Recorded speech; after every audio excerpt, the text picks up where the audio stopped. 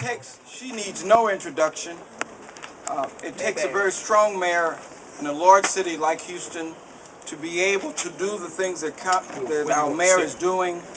We want to thank her for taking out of her busy schedule of coming to Sunnyside today to be a part of this great occasion. And I can't say enough things about her and what she's done for Houston under the circumstances. But I know today, in particular here in the Sunnyside community, we're very proud that she supported her department staff and she supported us of making this in fruition today, and that is the Honorable Mayor Anise Parker. Yeah. My friend.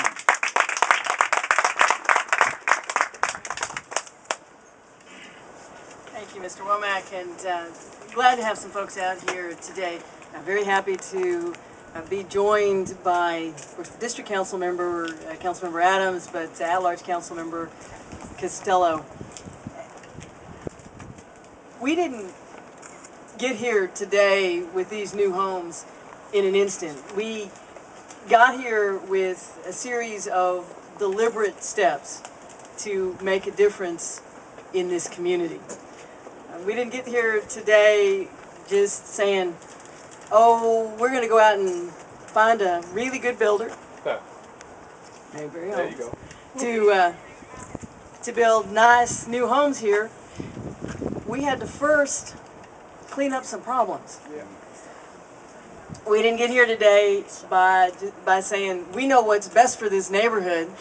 We got here today by working with the neighborhood on addressing a whole series of issues that needed to be taken care of before we could have this kind of ribbon cutting. It's a little bit hot out here today, but there's a nice breeze blowing. And it's worth it to be here on this warm day to celebrate the construction of 16 affordable homes for hardworking Houstonians and the completion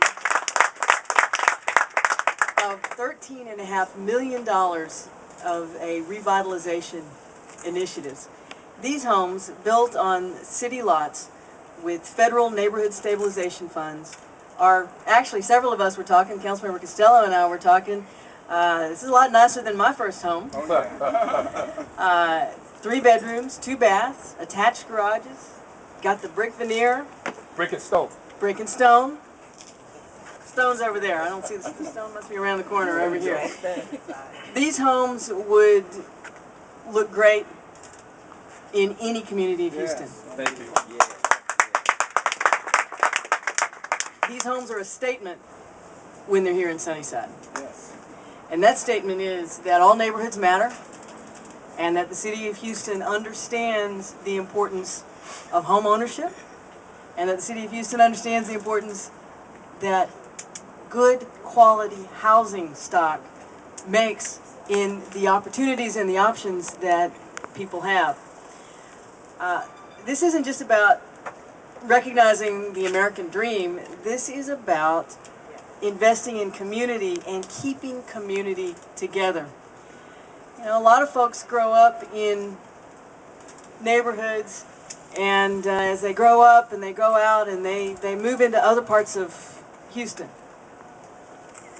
we want those folks who grew up here to be able to come home, to be able to stay here, to be able to stay in community, to be able to have familiar neighborhood around them, to have relatives up the street and around the corner, but also to be able to move up as they go to a better home, more opportunity, more options.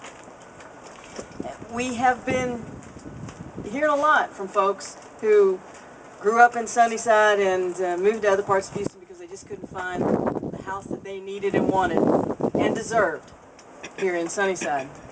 But we couldn't just do one house here and one house there. You know, that's been tried. So we have decided to aggregate a lot of different resources to make an impact. Taking the Laura Lots, which is a program that has been in place for a long time. But it's not just about the Laura Lots. It's about, as I said earlier, doing the groundwork taken down the old Aries Motel. There you go. Demolishing multiple decaying houses that are unfit for habitation and become a neighborhood eyesore and a neighborhood nuisance. Renovating the Zolly Scales apartments, which we completed last month. It's about stitching together a whole community and a whole neighborhood, not just plopping houses on lots. Now, when we can do a number of houses together, like these houses that face each other, you establish a beachhead that you can build out from. Now, of these new houses, the 14 of them, I understand half of them are under contract. That's right. Which has got to be a great feeling.